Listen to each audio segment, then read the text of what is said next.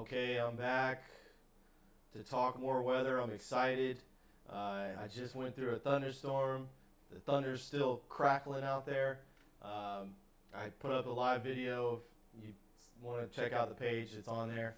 But that's the stuff I live for. Is going through weather and watching Mother Nature at work.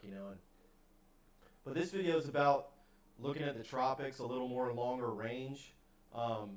Now, if you look at what the National Hurricane Center puts out, and this, of course, is the source for all of our tropical weather knowledge, and all the different models we use and everything we use as far as guidance. When I was in the military, we went by what these guys said. Local, city, and state, municipalities and organizations follow their guidance, and so these guys.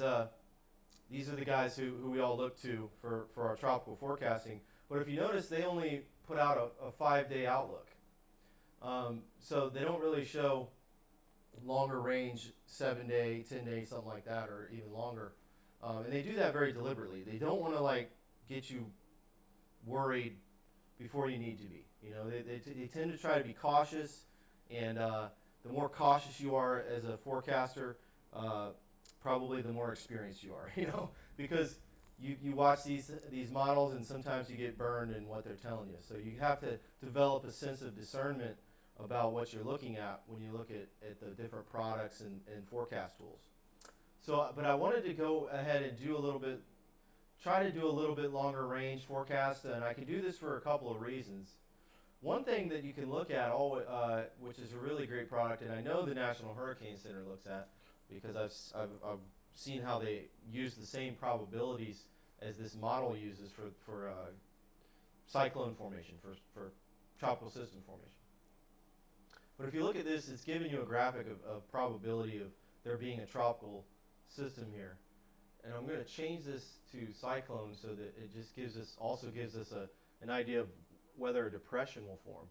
And already you see a huge difference in the way the graphics is laid out. Now we know this is Josephine, expecting this to dissipate by tomorrow night into the early part of next week. Probably won't be anything we're looking at curving out to sea anyway.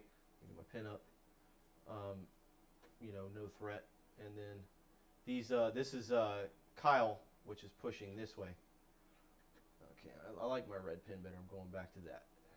Something like red, right? Let's see. There we go. All right.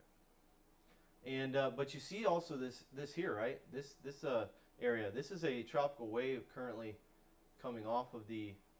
Let's get this coast of Africa. You see it here on a satellite of Africa. This is showing you the different tropical waves that are coming off, and they're just constantly coming off here, right? And constant wave after wave after wave. It's a wave train, they call it, and all moving from east to west. And so you see one emerging over here.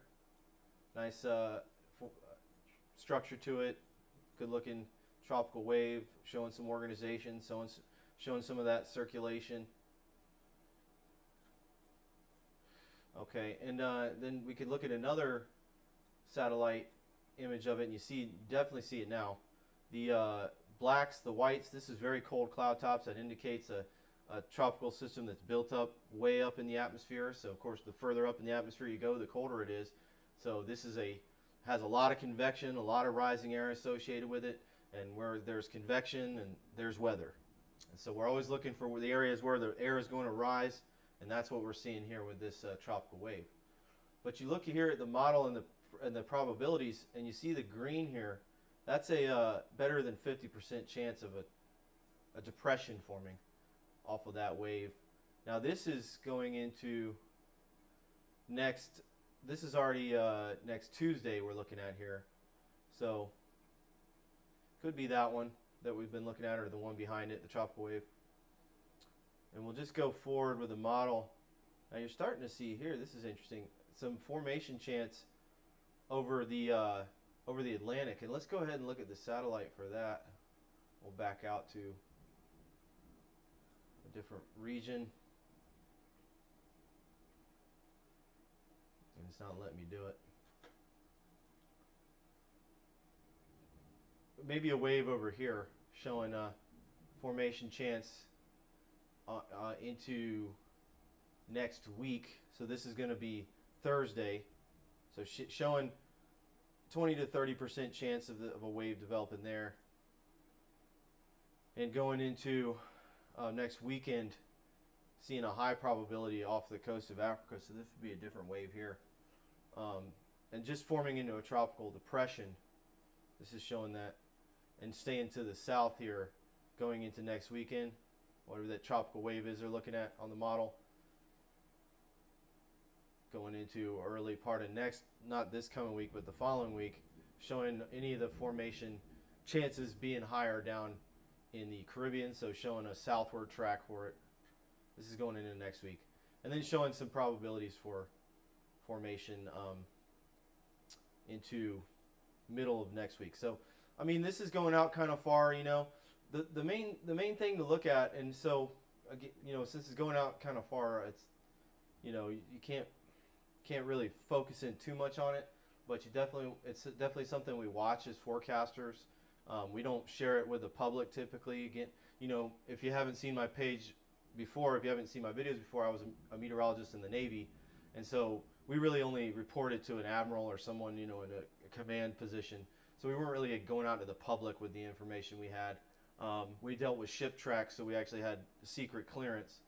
You know, those are secrets. You can't be sharing the tracks of our Navy assets and ships. So anyway, we dealt with that. So we didn't really deal with the public. So we didn't really share this information. And again, for the reason I told you earlier, the National Hurricane Center doesn't either. So trying to be cautious. But one big thing to pay attention to in all of this, as we'll close it down here in a minute, is that all the activity is really going on in the Eastern Pacific right now. And what that does is it's called the Madden-Julian oscillation. It's a cycle in tropical weather. And if you have all the energy being used over here, it leaves less energy for this area of the atmosphere. And you also see it kind of in the East Pacific too, or the West Pacific, the South China Sea in here anyway. This is actually associated with the monsoon, but this shows you kind of the cycle too. But with us, it really is pronounced, especially because we have these land masses here that get in the way of energy transfer between this area, you know, the Atlantic and the Pacific. And again, I'm not maybe getting a little in the weeds, but bottom line, there's no energy for us to use over here. Now this cycle is a 30 to 60 day cycle. So what happens is you see more activity, and this is normal every year, in the Eastern Pacific, even though this year is a record-shattering year for hurricanes, which I've covered already in one of my previous videos. A lot more activity this year. It's a very busy season. But once this fades out and the cycle changes to over here in the Atlantic again, that's typically around September and October.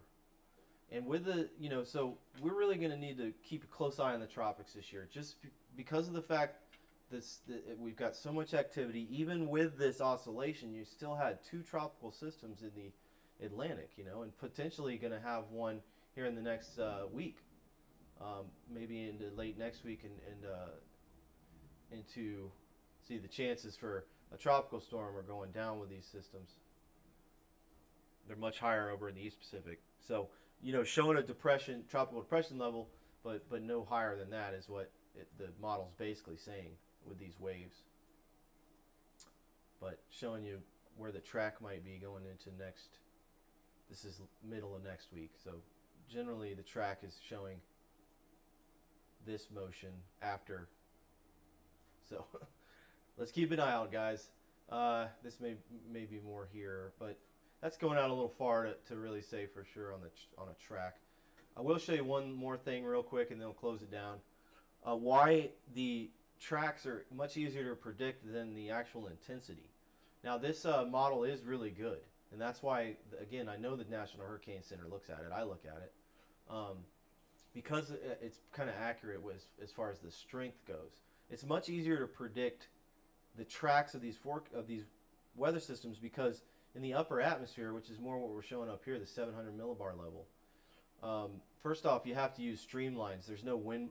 I'm getting really in the weeds, but bottom line, there's lighter winds in the tropics in the upper atmosphere. and that's one of the reasons why you get tropical systems in the first place. But it's much better. The models are much better at predicting these upper levels of the atmosphere because of the lack of friction that the winds encounter, because of the lack of small scale interactions like between the ocean and land and things like that that the model doesn't have to account for. It can predict the fluid motions through using quadratic equations and like stuff that's way beyond my knowledge level. But this is what they do, and they're much better at predicting the tracks. So track typically, that could be something to look at, not this coming week, but the next week, and always with the caveat that this is going out way far. So, and all the energy right now is over in the Pacific. So, I think we're probably in the clear for the next week or so. But again, always watch the National Hurricane Center and your local news for all the latest updates. All right, that's enough for tonight, guys, in my videos. I hope you enjoyed it. Everybody, I hope you're having a great weekend. I know I am. I'm talking weather. I'm excited. If you really like what you're seeing, there's a link there in the description of the video. Please consider supporting the page by if you got a couple bucks lying around, throwing me a little money to help me get off the ground level with this. I want to do more videos. I want to talk more weather, but I have a day job, and and I'm also limited in the equipment I have right now. So anything you have would really, really help. So okay, have a great night, guys. Take care.